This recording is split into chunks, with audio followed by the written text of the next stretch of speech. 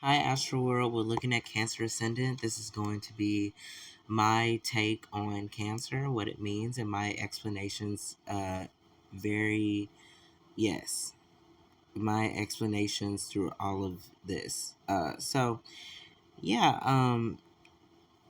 Cancer Ascendant. What is the Ascendant? It is the first house of your birth chart. It represents the self, identity, new beginnings, personality, conflict, maybe, head, appearance, and presentation. Now, what does Cancer mean? It is the moon, mother, nurturing, emotions, family, home, magic, traveling, material detachment, ancestry, bloodline, royalty, hunting, wilderness, timekeeping, calendars, cycles, rhythms, responsible for astrology itself, the night, shadows, stars, unconscious habits, memory, mood, tone, intuition, instincts, partnering, digestive system, breast, stomach, menstrual cycle, sexual energy, and the pancreas. Is also originally the fourth house, heart, and animals. So, with Cancer rising, you are going to be moved by all of these things that Cancer is about.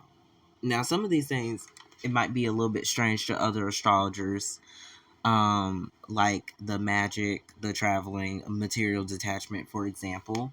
But when you think about it, and when you think about like the many various charts of a lot of Cancer risings or Cancer placements in general, oh yeah, this is Cancer ascendant, but also just the sign overall, what it means.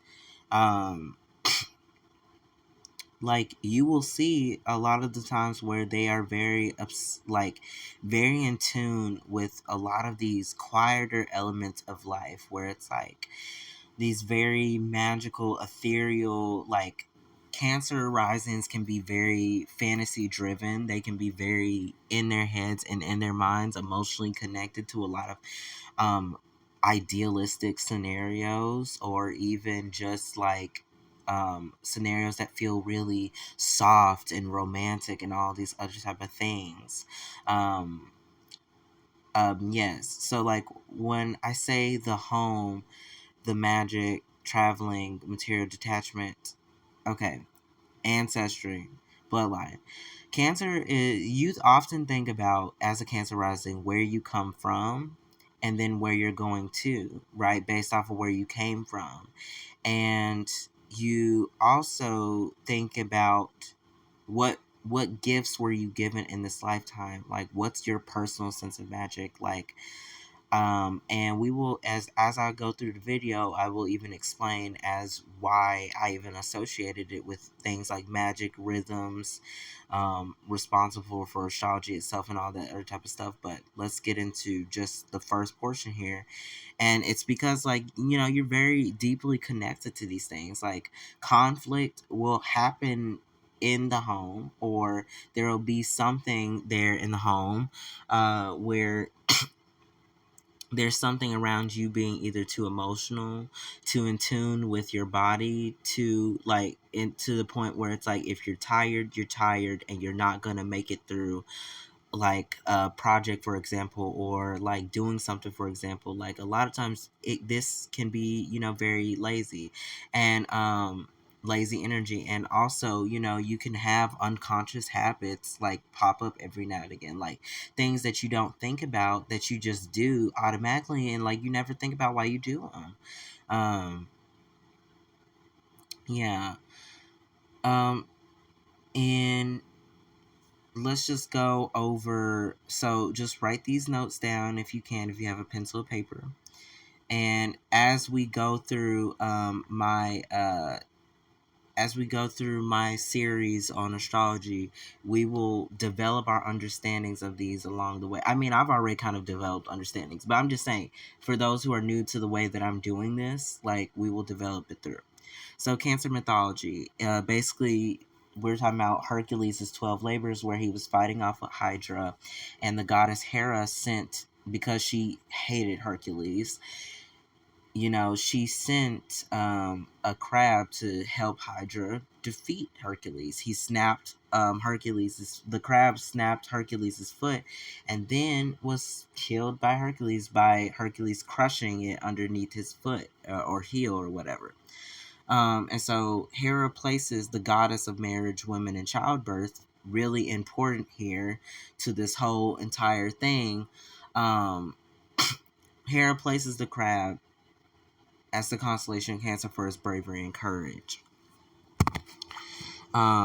So yeah, Hera does that, and next we have astrologer I would like to kind of look at that I haven't really heard that much about. Like, we all know Ptolemy, probably, and I will even do videos on Ptolemy too, but I wanted to go over this one because Vettius Valens actually did a whole all signs type of thing in his book called the Anthologies, and so this is just an excerpt from that. Oh, I also have the source down below if you want to type that in and look at that PDF yourself. But anyways, Cancer to Vettius Valens. Cancer is calm in the north, the hair, the front part of Canis Major, and Procyon rise with with Cancer. So he's talking about the multiple parts of what makes Cancer energy up, because as I'm sure all of y'all know, Cancer is very kind of faint, and not only that, kind of not so big constellation. So it needs multiple parts, and that's my next point. Cancer has three kind of parts in a way, like Canis Major, Canis Minor. If you just combine those two, then it has the Cancer constellation itself. Then it has Hydra, which is directly kind of up under it. So and Hydra is kind of the thing that carries us out of Cancer into the Leo energy, which is the next sign after this. But anyways, it is the house of the moon, the feminine solstice, and the ascendant to the universe, slavish, downward trending, mute, watery, noble, changeable, public, popular, civic, prolific, amphibious. Men born under this are ambitious, popular, constantly changing, theatrical, cheerful, easily downcast, pleasure-loving, party-giving, public, unsteady of mind. They say one thing but think another, and not sticking to one activity or at most two. They become wanderers and travelers. So this kind of goes hand in hand with what I was saying about the traveling aspect, or material detachment, or even kind of the mood, the tone, all of this other type of stuff, because the moon is what rules Cancer, and as the moon goes every single time, this is the reason why Vettius Valens says that, constantly changing. As a Cancer rising, you will always be changing in your life. You are the change that the world needs to see, right? Because you are always changing. And that's just something that you're able to do. But there's also a lot of conflicts around how you change. But those are also, your changes are your new beginnings. So don't get it twisted. Cancer, next up we have Cancer to Egypt, Babylon, and contemporary. Egypt is associated with the scarab beetle, and also one of the decans includes the star Sirius, which is a part of Canis Major, like what I said, which is said to be the first decan and associated with Cancer. Babylon saw it as Mulalil, and it was the Mulalul, and it was a crab or a snapping turtle.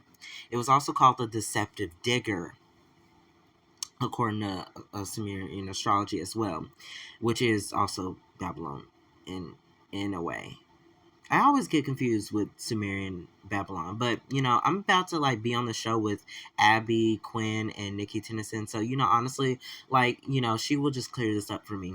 But anyways, in the 17th century, Jacob Bartsch and Stanislaus Lubinitsky described it as a lobster, which is what I kind of think, which is what gave me also another point, an idea about the constellations and what they look like. I think all the constellations look like some type of creature that exists here on the planet Earth. It's if Cancer is a lobster, it made me think about everything else. I can see, for example, Leo as a duck. It it's a lot, but like the resemblance is there. Or even like even Scorpio, like as a, because I mentioned being a Scorpio moon. um Wait, did I? Oh my god, did I mention that? I have a Scorpio moon personally. So, yeah. Uh that's how, I always change your life. But depending on what moon sign you were born under, that will look different for you.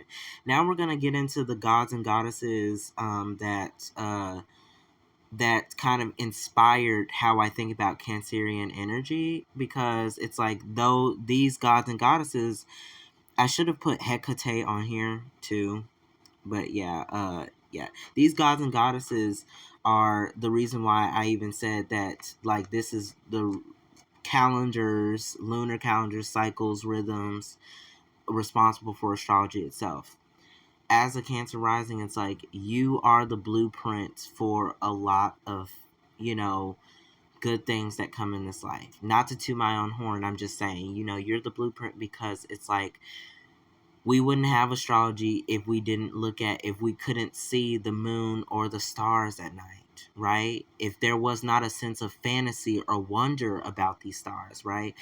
I have a personal belief, though, that like astrology, like the reason why people have these symbols and names, and even the reason why they identified it with certain things, is because I think that there was such an intense wonder and awe struckness about the constellations that people had dreams or frequent visions about them, that mystics had dreams and visions about these asterisms and stars and stuff, and that's what made them think about, or even the gods and goddesses themselves, right? What they're tied to. It's like it made them wonder about how the stars actually affect them, or what time, like even example, like for example, like when we're talking about agriculture and timekeeping and stuff, like I just want to preface this by saying that Saturn is also a part of that as well. But the moon here is where you get started with that, right? And it's like that's where people had things like where they came together and stuff, like at nighttime, bonfires, like um getting together, telling stories, engaging with fantasy. That is Cancerian energy, right? Like bringing the family together. But it's not just about being related to your family in this way, right? It can also be about nationality. It can also be about nation. What do you feel called to or aligned with, right? Who is your family? So there's a lot of things, and you can even go back to the beginning, or I can just go back to the top, pause and look at some of these and reflect over the notes and reflect over your own Cancerian house or your own placement. But yes, like definitely, Cancer is also about seeking out and finding a home, right? Finding a home, and finding a sense of belonging. It's about, where do I belong? So, yeah, we have all these gods and goddesses. I won't go over the whole list because I'm already at 13 minutes. And I won't go over the symbols either. You can pause and look at those. We have the crescent, well, I already just said that. But honestly, just pause and look at them. And this is like kind of my first, actual video over like, some astrology related stuff. Um, yeah. Um, and as we go on, like we will always continue to have different understandings and different conversations about this stuff. Right now, it's just only me, until I get like some comments under these videos where it's like I can have conversations with people and maybe use the comment section to maybe get someone's Discord or Instagram or whatever, because I'm also attempting to make more friends from this too. Yeah, but yeah, this is nice and lovely. Thank you for watching my video if you're watching. See you in the next one.